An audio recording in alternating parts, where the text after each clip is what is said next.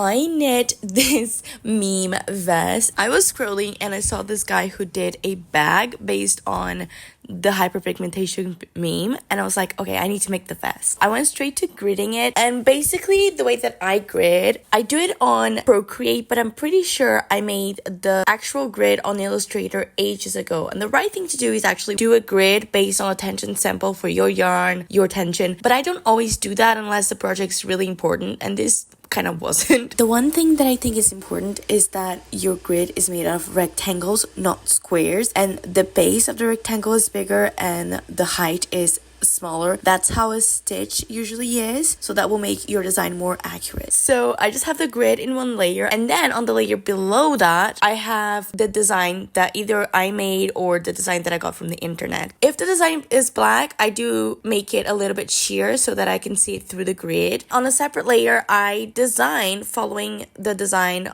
within the grid with a different color. The bigger the design, the more details you're gonna make. I made it relatively big so I could follow her stroke lines, and I think that was fun. That's the design. And then for the knitting, I started with the back panel. I did do a 1-to-1 rib. I don't have a double bed, so I do rib it manually. I can talk about it in a different video. After the rib, I changed to white and I just did the top. I didn't follow a pattern, which wasn't wise. I'll tell you why in a second, but I did the general shape of a vest and I cast it off. I proceeded to do the front, and then I saw that following the back panel, the design was going to be too big, so I had to redesign the whole design. I just used my intarsia carriage and I had to put the yarn in the corresponding needle following the design. I number my grid and then I just follow the number on the machine, putting the corresponding collar in the corresponding needle, and then knitting it with the intarsia carriage. As I was doing the design, I also did the pattern that I did on the back panel. So I have been getting to the habit of doing the neckline with the intarsia carriage, even if there's no design, because I can do them simultaneously. You just have to pay a lot of attention to not forget to feed the machine. I like that a lot better than using the hold button, so that's fun. Once that was done, I weaved in all the ends and I had to do a 20 roll little patch of knit to put on the shoulders because the armholes were too small. And then I did do a ribbed hem for the top, for the neckline. That